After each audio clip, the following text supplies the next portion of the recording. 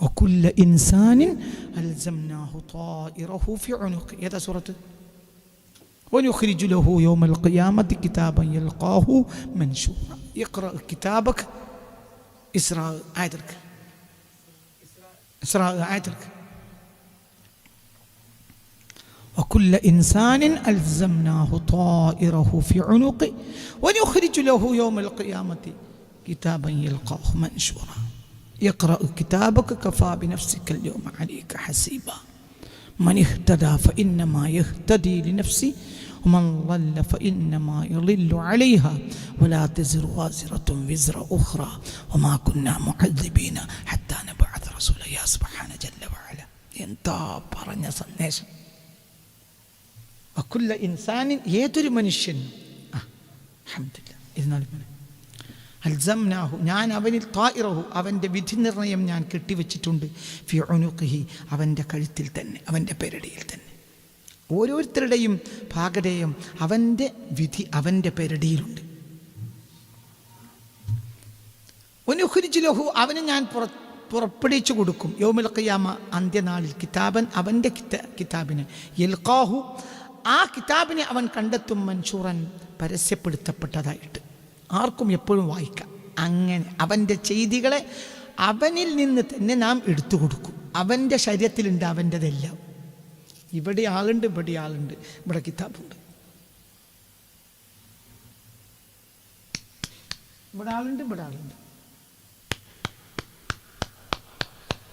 മനസ്സിലാണ്ട് പറഞ്ഞത്? ഇവിടെയുണ്ട്, ഇവിടെയുണ്ട്. അനിൽ യമീനി വഅനിൽ ശിമാലി ഖഈദ്. ഇവിടെ രണ്ടാൾ ലബ്ധപ്രതിഷ്ഠർ എന്ന് പറയും പോലെ ഇരിക്കുന്നുണ്ട്. ഇവിടെയുണ്ട്, ഇവിടെ കിതാബുണ്ട്. എന്നിട്ട് ആ കിതാബ് നിർത്തി കൊടുക്കും. എന്നിട്ട് പറയും ഇഖ്റ കിതാബക്ക്, നിന്റെ ഗ്രന്ഥം നീ വായിക്ക്. നിന്റെ ഗ്രന്ഥം എന്ന് പറഞ്ഞാൽ നിന്റെ സ്വന്തം ഗ്രന്ഥം, നിന്റെ കർമ്മങ്ങൾ. ആ കർമ്മം അല്ലിയിലേക്കോ സിജ്ജിനിലേക്കോ വിടുന്നതിന് മുമ്പ് നിന്റെ ഇവിടെ തന്നെ ഉണ്ടായിരുന്നു. അതെടുത്തു തരികയാണ്, നീ വായിച്ചു. കഫാ ബിനഫ്സിക യൗമ അലൈക ഹസീബൻ, ഇന്ന് നിനക്കെതിരെ വിധി നിർണയം ചെയ്യാൻ, ജഡ്ജ്മെന്റ് ചെയ്യാൻ ഇന്നത്തെ ദിവസം നീ തന്നെയാണ് യോഗ്യൻ. യാ അല്ലാഹ്, എന്താ പറഞ്ഞതിനൊക്കെ അർത്ഥം? ഇഖ്റ കിതാബക്ക്, മനസ്സിലായില്ലേ? നിന്റെ കിതാബിനെ നീ തന്നെ വായിക്ക്.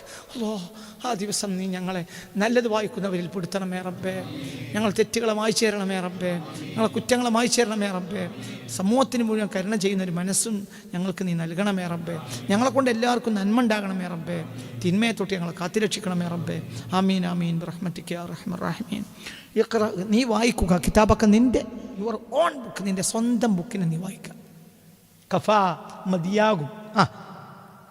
ബിനഫ്സിക, നീ തന്നെ മതിയാവും. അല്യൗമ, ഇന്നത്തെ ദിവസം, അലൈക്ക, നിനക്കെതിരെ, ഹസീബൻ, ഹസീബൻ ജഡ്ജ്മെന്റ് ചെയ്യാൻ, ജഡ്ജിയാകാൻ. ഹസീബ്, ജഡ്ജി. ഇന്ന് നിനക്കെതിരെ ജഡ്ജിയാകാൻ, നിനക്കെതിരെ ജഡ്ജിയാകാൻ നീ തന്നെ മതിയാവും. അടുത്ത വാക്ക് മനിഹ്തദ. ആ ആയത്ത് നോക്കിക്കാലട്ടെ, എല്ലാവർക്കും എപ്പോഴും മറക്കാൻ പാടില്ലാത്ത. ഇസ്രാ അധ്യായം മൊബൈലിലും പിന്നെ അത് ഭയങ്കര, അതൊരു ഭയങ്കര ലോജിക്കാണ്. അത് എല്ലാം ഉണ്ടായില്ല. ആ ആയത്ത് മറക്കരുത്. ഒരാൾ ഇടക്കിടക്ക് എടുത്തു നോക്കണം. അത് ഇടക്കിടക്ക് നോക്കണത്. 13 മുതൽ, ഇസ്രാ സൂറത്ത് 13 മുതൽ.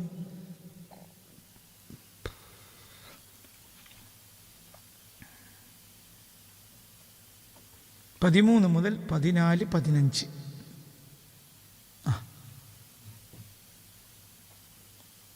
കണ്ടില്ലേ? 13 ഇസ്രാ, 13, 14, 15.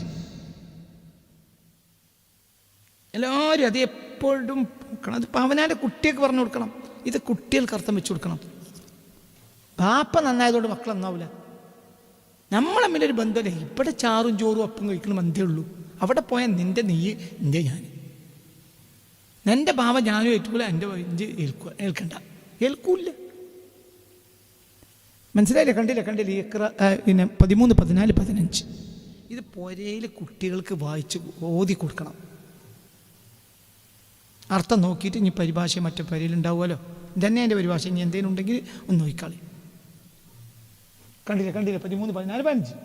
അപ്പോൾ ഇഖ്റ, നീ വായിക്കുക. നോക്ക്, നീ വായിക്കുക. കിതാബക്ക, നിന്റെ സ്വന്തം ബുക്കിനെ. കഫ മതിയാകും, ബിനഫ്സിക നീ തന്നെ, അല്യുമ ഇന്ന്, അലേക്ക നിനക്കെതിരെ ഹസീബൻ ജഡ്ജിയാവാൻ, നിനക്കെതിരെ ജഡ്ജിയാവാൻ, കണക്ക് പറയാൻ, നിനക്കെതിരെ ഹസീബ് കണക്ക് പറയുന്നവൻ, നിനക്കെതിരെ കണക്ക് പറയാൻ ജഡ്ജിയാവാൻ ഇന്നത്തെ ദിവസം പറയേ നീ തന്നെ മതിയാവും, ഞാൻ വേണ്ട. അള്ള പറയാണ്, അള്ളാഹു വേണ്ട. എൻ്റെ കിതാബ് വായിച്ച ഇജ്ജി പറയും ഇജ്ജി എവിടേക്ക് കൊണ്ട ആളാണ്. അല്ലാ റബ്ബേ, വലത്തെ കയ്യിൽ കിതാബ് കിട്ടുന്ന മുഅ്മിനീങ്ങളെ ഞങ്ങളെ പെടുത്തണമേ റബ്ബേ. അല്ലാ പഠിച്ചോനെ റബ്ബേ. എന്താ ഈ പറഞ്ഞ വാക്കിൻ്റെ അർത്ഥം? എടാ, നന്മ ചെയ്യാൻ നോക്കിക്കോളി. നന്മക്ക് ജാതിയില്ല, മതമില്ല. ഭീകരവാദം വളർത്താൻ നോക്കണ്ട. നമ്മളെ മതം എന്ന് പറഞ്ഞാൽ ലോകത്തിനൊക്കെ സ്നേഹം കൊടുക്കുകയാണ്. ലോകത്തിന് സ്നേഹം കൊടുക്കുമ്പോൾ ആ സ്നേഹത്തിൽ നിന്നാണ് അവർ അള്ളാഹ് മനസ്സിലാക്കേണ്ടത്, മുത്തുനബി മനസ്സിലാക്കേണ്ടത്. മനസ്സിലാവില്ല. തുമ്മിയാ തെറിക്കുന്ന മൂക്കല്ലടാ തൗഹീദ്. തൗഹീദ് നിൻ്റെ ഉള്ളിൽ രൂഢമൂലമാണ്. ഇല്ലെങ്കിൽ തൗഹീദിൽ ഇപ്പോഴും എത്തിയിട്ടില്ല. അള്ളാഹു നമ്മളെ നന്നാക്കി തരട്ടെ. പറ ഇഖ്റ നീ വായിക്ക്. അർത്ഥം വെക്ക്. ഇഖ്റ നീ വായിക്ക്. കിതാബക്ക നിൻ്റെ സ്വന്തം കിതാബിനെ നീ വായിക്ക്.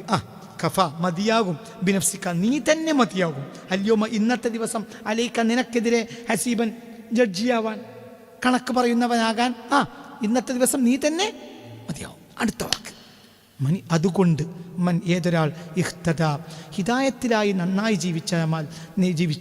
ജീവിച്ചുവോ ഫ ഇന്നമാ അവൻ യഹ്തദി നന്നായത് നഫ്സിഹി അവന് വേണ്ടി മാത്രമാണ്. യാ അല്ലാഹ്, നീ നന്നായിട്ടുണ്ടെങ്കിൽ നീ നന്നായത് നിനക്ക് വേണ്ടി മാത്രം. നീ നിൻ്റെ ഭാര്യയ്ക്ക് നന്നായതല്ല, നീ നന്നായത് നിനക്കാണ്. നിൻ്റെ ഭാര്യ നന്നായത് ഓൾക്കാണ്. അത്ര വർത്താനം പറഞ്ഞാൽ മതി. മരിച്ചാൽ പറയാം, പഠിച്ചവനെ എന്നെ സഹായിച്ച ഒരു പെണ്ണായിരുന്നു, ആ പെണ്ണിനെ പുറത്തു കൊടുക്കണേ. എന്നെ സഹായിച്ച എൻ്റെ ഒരു ഇഷ്ടപ്പെട്ട ആളായിരുന്നു, പഠിച്ചവനെ ആ ഭർത്താവിനെ പുറത്തു കൊടുക്കുക ഒക്കെ പറയാ. പക്ഷേ അതൊക്കെ അതൊക്കെ പുറത്തുള്ള വർത്താനാണ്, അതൊക്കെ തേമ്പിക്കൂട്ടലാണ്. നിങ്ങൾക്ക് പറഞ്ഞത് മനസ്സിലായോ? ചുമരിൻ്റെ കല്ല് ക്ലിയറാക്കിക്കോ. അത് 1-ാം നമ്പർ മണൽ തേമ്പിയതുകൊണ്ട് ഇതിന് കനം കൂടൊന്നുമില്ല, അതിന് കരുത്ത് കൂടില്ല. കരുത്ത് വേണമെങ്കിൽ എന്ത് വേണം? കല്ലിന് കരുത്ത് വേണം. ചെങ്കല്ല് 1-ാം നമ്പർ മേപ്പാറന്നെ നോക്കിയിട്ട് വെച്ചോ, എന്നാൽ അതിന് പിന്നെ ഈ എന്തായാലും വേണ്ടില്ല. പഴയ കാലത്ത് ചെത്തിത്തേക്കും, അങ്ങനെയാണ് ചെത്തും. എന്നിട്ട് ഒരു ചെങ്കല്ലിടിക്കും. ചെങ്കല്ലിടിച്ചിട്ട് ഇങ്ങനെ ഒരു ചുവപ്പ് കളർ വെക്കും പഴയ കാലത്ത്. ഓർമ്മ ഉണ്ട് എനിക്ക്? എന്നാലും കുഴപ്പമില്ല. മണൽ തേച്ച് സിമൻ്റ് വെക്കേണ്ട ഒന്നുമില്ല. കരുത്ത് എന്തിനുണ്ടാകണം? അതിൻ്റെ ഉള്ളിൽ വെച്ച ആ കല്ലിന് കരുത്ത് വേണം, അത്രേ ഉണ്ട്. മറ്റതൊക്കെ എന്താണെന്നറിയോ? എന്താണെന്ന് പറയാ, തേപ്പ് പടുത്ത് ക്ലിയറാക്കാൻ നല്ല കല്ലാണോ അതിനെ ഓക്കെ, ഇനി പേടിക്കൊന്നും വേണ്ട.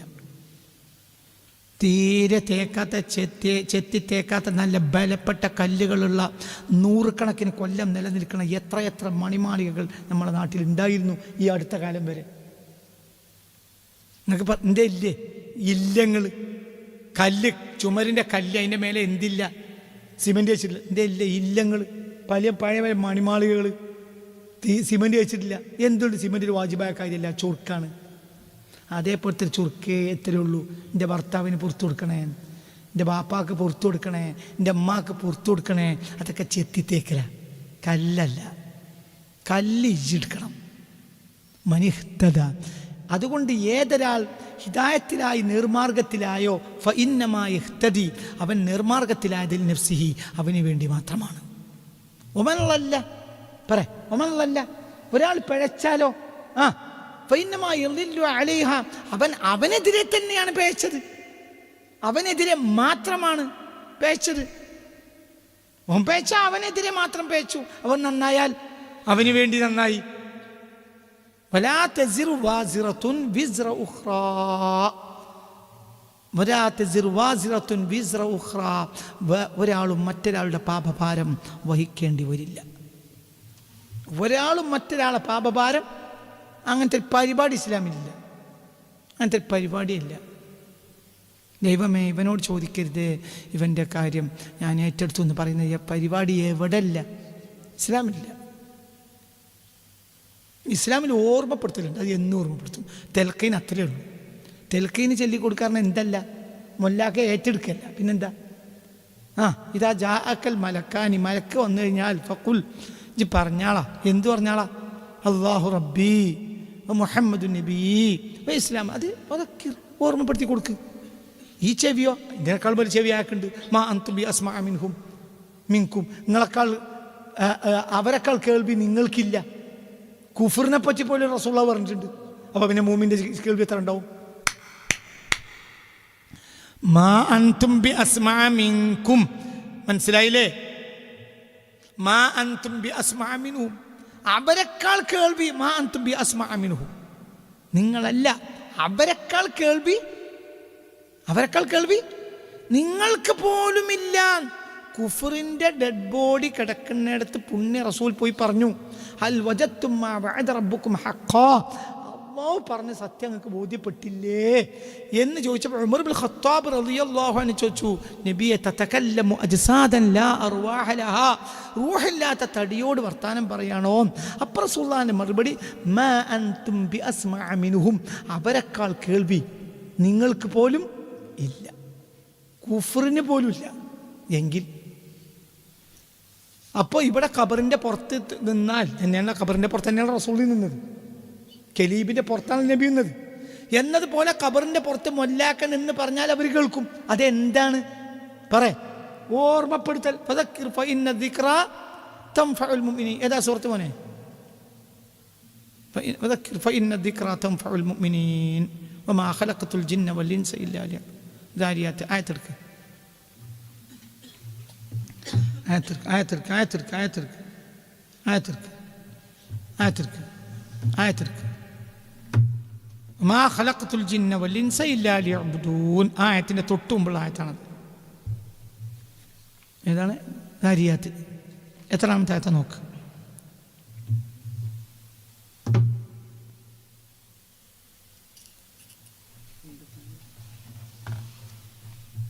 എവിടെ എവിടെ എവിടെ? അതെ, വദക്കിർ. അതറിയാനാണ് ഞാൻ, ഫാ ആണോ വാവാണോ എന്നറിയാനാണ് ഞാൻ എടുപ്പിച്ച് ഇരുന്നോളി. ദാരിയാത്ത് 55, 56. വദക്കിർ, ഓർമ്മപ്പെടുത്തി കൊടുക്കണം. ഫഇന്ന ദിക്റ, ഓർമ്മപ്പെടുത്തി കൊടുക്കൽ തൻഫഉൽ മുഅ്മിനീൻ, സത്യവിശ്വാസികൾക്ക് ഉപകരിക്കും. ദാരിയാത്ത് 55-ാമത്തെ ആയത്ത്. നിങ്ങൾ ഓർമ്മ. അപ്പം എവിടെയും അതിൽ അവരും ഇപ്പം മരിച്ചതുകൊണ്ട് മുഅ്മിനല്ലാതായല്ലോ, മുഅ്മിനീങ്ങൾക്ക് നിങ്ങൾ ഓർമ്മപ്പെടുത്തി കൊടുക്കണം. എവിടെ? എവിടെയും. ഖബറിൻ്റെ ഉള്ളിലാണോ? അവിടെയും. ഇവിടുന്നാണ്ട് ഇറങ്ങിക്കഴിഞ്ഞാൽ നമ്മളെക്കാൾ അവർക്ക് കേൾക്കാൻ കഴിയും. അവൻ മുസ്ലിമാകേണ്ട ആവശ്യം പോലുമില്ല, മുഅ്മിനാവേണ്ട ആവശ്യം പോലുമില്ല, ആർക്കും കേൾക്കാൻ കഴിയും. കലീബിലിട്ട ഡെഡ് ബോഡികളോടാണ് പുണ്യ റസൂൽ സംസാരിച്ചത്. അവരെ പോലെ കേൾവി നിങ്ങൾക്ക് പോലുമില്ല. അപ്പം അതുകൊണ്ടാണ് ഇവിടെ കേൾക്കുന്നുണ്ട്. തൻഫഉൽ മുഅ്മിനീൻ, മുഅ്മിനീങ്ങൾക്കത് ഉപകരിക്കും. അല്ലാഹു തആല മുഅ്മിനീങ്ങളെ നമ്മളെ പെടുത്തട്ടെ. അപ്പോൾ ആ നല്ല നേരത്ത് എന്ത് മലക്കുകൾ വരും കേട്ടോ. ഞങ്ങളൊക്കെ പോവുകയാണ്. എന്ത്? ഖുൽ അല്ലാഹു റബ്ബി വമുഹമ്മദു നബിയ്യി വഇസ്ലാമു ദീനി വൽഖുർആനു ഇമാമി വൽകഅബത്തു ഖിബ്ലതി വസ്സലാത്തു ഫരീദതി വൽമുഅ്മിനൂന ഇഖ്വാനി, മനസ്സിലായില്ലേ? വൽമുഅ്മിനാത്തു അഖവാതി, മനസ്സിലായില്ലേ? സബ്ബതകല്ലാഹു ബിൽ ഖൗലി സാബിത്ത്. ആ ഖൗലി സാബിത്ത് കൊണ്ട് അള്ളാഹു നിന്നെ സ്ഥിരപ്പെടുത്തട്ടെ. ഏതാ ഖൗലി സാബിത്ത്? നീ ആയുസ് മുഴുവൻ പറഞ്ഞു നടന്ന ലാ ഇലാഹ ഇല്ലല്ലാഹ്, അത് സാബിത്ത. അത് ഓർമ്മപ്പെടുത്തി കൊടുക്കുക, നിർബന്ധിക്കലല്ല, ഓർമ്മപ്പെടുത്തി കൊടുക്കുക. അപ്പം മനിഹിത്തല, ഒരാൾ നേരായ മാർഗത്തിലായി ജീവിച്ചാൽ ഫൈന്നമായ ഇഹ്തദി, അവൻ നേരായ മാർഗത്തിലായതല്ലി നഫ്സി, അവന് വേണ്ടിയാണ്. ഒന്നല്ല, ഒരാൾ പേച്ചാലോ ഫൈന്നമായ അലിഹ, അതിൻ്റെ പേച്ചതിൻ്റെ അവൻ പേച്ചത് ആർക്കെതിരെയാണ്? അവനെതിരെ തന്നെയാണ്. ഒരാളും മറ്റൊരാളുടെ പാപഭാരം വഹിക്കൂല. ഇസ്ലാമിൽ അങ്ങനത്തെ പരിപാടിയില്ല. ഇസ്ലാമിലെ പരിപാടിയേ ഇല്ല. പള്ളിക്കല മൗലിയർ വഹിച്ചു, തങ്ങൾ വഹിച്ചു, അതൊന്നുമില്ല. ഇതൊക്കെ നല്ലതാണ്. ഇപ്പം മൗലിയർ നല്ലതാണ്. മൗലിയർ നമുക്ക് വയല് പറഞ്ഞു തരും, മനസ്സിലായില്ല? നല്ല കാര്യമാണ്. നമുക്ക് നേർമാർഗത്തിൻ്റെ വയലിൽ അവർ പഠിച്ചുകൊണ്ട് പറഞ്ഞു തരും. നമ്മൾ നേർമാർഗത്തിലാവും. അലിമീങ്ങളൊക്കെ നല്ല. പക്ഷെ ആരല്ല പാപഭാരം ഏറ്റെടുക്കുന്നവരല്ല. ആര് പറ? ആലിമീങ്ങൾ പാപഭാരം ഏറ്റെടുക്കുന്നവരല്ല. പാപഭാരം ഏറ്റെടുക്കുന്നവരല്ല. അത്ര തന്നെ. പാപഭാരം ഏറ്റെടുക്കാൻ അവർക്ക് ആർക്കും കഴിയില്ല. ആരും പാപഭാരം ഏറ്റെടുക്കൂല, ആരും ഏറ്റെടുക്കൂല. പിന്നെ ഇപ്പം എന്താണ്, പിന്നെ ഒരു എന്തുണ്ട്, പിന്നെ എന്തുണ്ട്? പ്രധാനം ഷെയ്ഖന്മാർ മുരീദന്മാരുടെ ഏറ്റെടുക്കൂലേ? ഷെയ്ഖന്മാർ മുരീദന്മാരെ ഏറ്റെടുക്കുന്നത് മുരീദ് എന്താ? ഷെയ്ഖിനെ പോലെ വിശ്വസിക്കുന്നവൻ, ഷെയ്ഖിനെ പോലെ ചെയ്യുന്നവൻ, അവനാ മുരീദ്. അപ്പം പിന്നെ എന്താണ് അത്? എഞ്ചിൻ്റെ ബോഗിയോട് കിട്ടിയ കമ്പാർട്ട്മെൻറ്റാണ്. പക്ഷെ കമ്പാർട്ട്മെൻറ്റിന് ഒരു ബാധ്യത ഉണ്ട്. എന്ത്? എഞ്ചിൻ്റെ ഒപ്പം പായേണ്ടി വരും. ഞാനൊന്ന് ചായ കുടിച്ചു വരാമെന്നാണ് പറയാൻ പറ്റില്ല. മൊയ്തീൻ ഷേഖിൻ്റെ ആളായിട്ട് കാര്യമല്ല. മൊയ്തീൻ ഷേഖ് പാഞ്ഞ വഹിച്ചു പായണം. കഴിഞ്ഞില്ലേ? കഴിയില്ലെങ്കിൽ മാറിക്കലാണല്ലത്, ആവില്ല. അപ്പോൾ ഒരു കമ്പാർട്ട്മെൻറ്റിന് മടിയായപ്പോൾ കമ്പാർട്ട്മെൻറ്റ് പാളം തെറ്റി. ഇഞ്ചി നടന്നോ? ഞാൻ വരുന്നില്ല. ആയിക്കോട്ടെ, അവിടെ കടന്നു. അപ്പം മുരീദും ആയില്ല. അപ്പം എന്തായി? കുളത്ത് വിട്ടു. കുളത്താണോ ഇത്? 120 സ്പീഡിൽ ഓടുകയാണെങ്കിൽ, എൻജിൻ 120 സ്പീഡിൽ ഓടുകയാണെങ്കിൽ കമ്പാർട്ട്മെൻറ്റ് 119 സ്പീഡ് പറ്റൂല. മനസ്സിലായില്ല? അതന്നെ, അതാണ് മുരീദ്. അതന്നെ മുരീദ്. മുരീദി തമസ്സക് ബി ഫകും ബി വാസിഖ ഫഅഹ്മിക ഫി ദുനിയ വയൗമൽ ഖിയാമത്തി. ഇത് മുസ്തഫ നബി സ്വഹാബത്തിനോട് പറഞ്ഞാണ്, എന്നെ പിടിച്ചോളിട്ടോ, എന്നെ പിടിച്ചോളി, എന്നെ സ്വഹാബത്ത്. അതന്നെ ഷെയ്ഖ് പറയുന്നത്. പക്ഷെ പായണം. നിങ്ങൾ തോന്നമാരി അവിടെ കടന്നോളിയും പറ്റൂല. ഏറ്റവും ചുരുങ്ങിയത് മനസ്സുകൊണ്ടെങ്കിലും ഭയണം. എല്ലാ മണ്ണും ഒരുപോലെയല്ല. ചില മണ്ണിന് ചില കർമ്മങ്ങൾ ചെയ്യുന്ന ബുദ്ധിമുട്ടായിരിക്കും. പക്ഷെ മനസ്സെല്ലാവർക്കും ഒരുപോലെ ഇരിക്കും. മനസ്സിലായില്ല? എല്ലാവരും മനസ്സൊന്ന, സ്വഹാബത്തിലൊക്കെ മനസ്സൊന്ന, നന്നാകണം, രക്ഷപ്പെടണം, നേതാവിനെ അനുസരിച്ച് പോകണം. പക്ഷേ നബി ചെയ്തത്ര സിദ്ദീഖുൽ അക്ബറിനെ ചെയ്യാൻ കഴിഞ്ഞുള്ളൂ, ഉമർ ഇബ്നു ഖത്താബിനെ ചെയ്യാൻ കഴിഞ്ഞു, ഉസ്മാൻ ദിന്നൂറിനെ ചെയ്യാൻ കഴിഞ്ഞുള്ളൂ, അലി ഇബ്നു അബി ത്വാലിബിനെ ചെയ്യാൻ കഴിഞ്ഞുള്ളൂ. ആയിക്കോട്ടെ. ഒരു സഹാബിയുടെ ഭാര്യ റസൂലുള്ളാഹിന്റെ അടുത്ത് വരും. സഹാബി പറയും, നബിയെ ഇതിൻ്റെ ഭർത്താവാണ്, എന്താ ചെയ്യുക? ഉരുട്ടി വിളിക്കണം സുബൈക്ക്. മനസ്സിലായില്ല? ഉരുട്ടി വിളിച്ചാലേ എണീക്കുള്ളൂ. അങ്ങനെയാണ് എൻ്റെ ഭർത്താവ്. ആരാണ് ഈ ഭർത്താവ്? സ്വഹാബ്. പറയാ ആര്? അപ്പൊ അക്കാലത്തുണ്ടടാ അതൊക്കെ. മനസ്സിലായില്ലേ? അങ്ങനെ ഉണ്ടായാലും അങ്ങനെ മണ്ണ് പല സൈസാണ്. ചിലർ മനുഷ്യന്മാർക്ക് ഉറക്കം തന്നെ വരില്ല. ഉറക്കം വരില്ല. രാത്രി 1 മണി 2 മണി 3 മണി 4 മണി 5 മണി വണ്ടി ഓടിക്കുക. ചില ആളുകൾ ഡ്രൈവർ സീറ്റിലാണ് ഇരുന്നാൽ ഉറക്കം വരില്ല. അങ്ങനെ വണ്ടി ഓടിക്കും. അതേ സമയത്ത് വണ്ടി നിർത്തി കടന്നാൽ അടുത്തൊന്നും ഓലെ കാക്കണ്ട, പിന്നെ ഓലെ ചവിട്ടിയാതില്ല. മാഷി സലാമാക്കാനേക്ക് ഉഷാർത്താക്ക്. സലാമ വണ്ടി ഓടിക്കുമ്പം ഉറക്കം വരാത്ത ഒരാളാണ്. അത് നല്ലൊരു ഗുണമാണ്. അള്ളാഹു തആല അങ്ങനത്തെ ഗുണങ്ങളൊക്കെ നിലനിർത്തട്ടെ. വണ്ടി നിർത്തിയാൽ അതൊക്കെ മനുഷ്യന്മാർ പല സ്വഭാവമാണ്. പക്ഷെ മനസ്സെല്ലാവർക്കും ഒന്നാണ്. എല്ലാവർക്കും ഈ സ്വഹാബിക്കും പഠിച്ചവനെ നേരത്തെ എണീറ്റിട്ട് തഹജ്ജുദ് പള്ളി ഓടണം എന്നൊക്കെയുള്ള പൂതി ആർക്കുണ്ട്? ഈ സ്വഹാബിക്കുണ്ടാവും. പക്ഷെ മണ്ണ് പല സൈസാണല്ലോ. സിദ്ദീഖുൽ അക്ബറിൻ്റെ കാര്യം ആലോചിച്ച് ഈ സ്വഹാബിക്കാരിയും പഠിച്ചോനെ എനിക്കങ്ങനെ ആകാൻ കഴിയണില്ലല്ലോ. അപ്പം അവർ എന്തിൽ യോജിച്ചു? മനസ്സിച്ചു, ഹാലാസ് മതി, കഴിയണേ ചെയ്തോ. അവിടെ കൊന്നാണ്. നന്നായ നിനക്ക്, ഞാൻ നന്നായ എനിക്ക്, അത്രയേ ഉള്ളൂ. അതിൽ വർത്താനം പറയേണ്ട ആവശ്യമില്ല. ഇസ്ലാമിൽ ഒരാളുടെ ഭാരം വഹിക്കണ പ്രശ്നേ ഇല്ല. പിന്നെ ഇപ്പം എന്താണ്? അവരെ കൂടെ ഓടിയപ്പോൾ അവരത്ര ഓടാൻ കഴിഞ്ഞില്ല, അപ്പോൾ കരഞ്ഞു. അപ്പോൾ നമ്മൾ എന്ത് പറയും? സാരല്ല, നിങ്ങൾക്ക് അങ്ങനെയാകാം. ഉദാഹരണം 1 2 3 4 5 6. നമ്മൾ 6 ആളുകൾ 50 കിലോൻ്റെ നെല്ലും ചാക്ക് കൊണ്ട് ഇവിടുന്ന് കൂളിമാട്ടിക്ക് പോവുക. 1 2 3 നെല്ലും ചാക്കൊക്കെ കെട്ടി 50 കിലോൻ്റെ ചാക്കാണ്.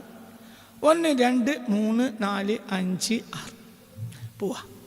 അങ്ങനെ പോയപ്പോൾ എന്ത് ചെയ്തു? പോയി അങ്ങോട്ട് എത്തിയപ്പോൾ കുറേയാണ്ട് പോയപ്പോൾ എനിക്ക് വെയ്യാതായി സങ്കല്പിക്ക്. കായത്തൊക്കെ ഉളുക്കി വെയ്യാതായി. അപ്പം എൻ്റെ മുന്നിൽ നിങ്ങളുണ്ട്. നിങ്ങൾ നല്ല ജെൻറ്റിൽമാൻ, അമല ഫയൽമാൻ, കരുത്തുള്ള. നിങ്ങളെന്ത് പറഞ്ഞു? അയാളത്തോളാം. നിങ്ങളതിന് നെല്ല് താഴത്തേക്ക് ഇറക്കിയിട്ട് എന്ത് ചെയ്തെന്നറിയോ? നിങ്ങൾ അതിനാണ് ഭാര്യ, ഒരു 10-15 കിലോ നിങ്ങളാണ് ഭാര്യ, നിങ്ങളെ ചാക്ക് കിട്ടും, ധൈര്യമായിട്ട് പോയി. നിങ്ങൾക്ക് ഇനിയൊരു 10 കിലോനും കൂടി എടുക്കാവുന്ന ആളുമാണ് എങ്കിൽ ഞാൻ നിങ്ങളെ മുന്നിൽ കരഞ്ഞു, എനിക്ക് കഴിയണില്ല. അപ്പോൾ നമ്മളെ കൂട്ടത്തിൽ കൂടിയപ്പോൾ ഒരു സഹകരണം ഉണ്ടായി. അങ്ങനെ ഷെയ്ഖ് ചെയ്തേക്കാം, നിങ്ങളിൻ്റെ കൂടെ ഇല്ല. കാരണം ഷെയ്ഖ് അതിന് മാത്രം കയ്യുണ്ടാവും, ഇയാളാകട്ടെ കരയും ചെയ്യുന്നുണ്ട്, എനിക്കങ്ങനെ ചെയ്യാൻ കഴിയുന്നില്ലല്ലോ. ഓക്കെ എന്നാ ചോദിച്ചാറണ്ട. അപ്പോൾ എൻ്റെ ബാധ്യത ഉണ്ടല്ലോ അവിടെ, തമ്മിൽ എന്ത്. അപ്പോൾ 4 ആൾ കൂടിയാണ് എന്ത് പറഞ്ഞു, നമുക്ക് ഓൻ്റെ തന്നെ ഊരി വെക്കുക. അപ്പോൾ എല്ലാവരും ഊരിച്ചു. അതൊരു സഹകരണ. ലോനെ കൂട്ടക്കൊണ്ട് ആ 50 കിലോൻ്റെ കൂലി അവന് വാങ്ങിക്കൊടുക്കുകയും ചെയ്തു. ആ 50 കിലോ നെല്ല് കൂലിമാട് എത്ര 500 റുപ്യ എടുക്കും, 500 റുപ്യ കൊടുത്തു. അത് സഹകരണമാണ്. ഇങ്ങനെയൊക്കെ ചെയ്യാം. അല്ലാതെ ഒരാൾ മറ്റൊരാളെ ഭാരം ഏറ്റെടുക്കുന്ന പരിപാടി ഇസ്ലാമിൽ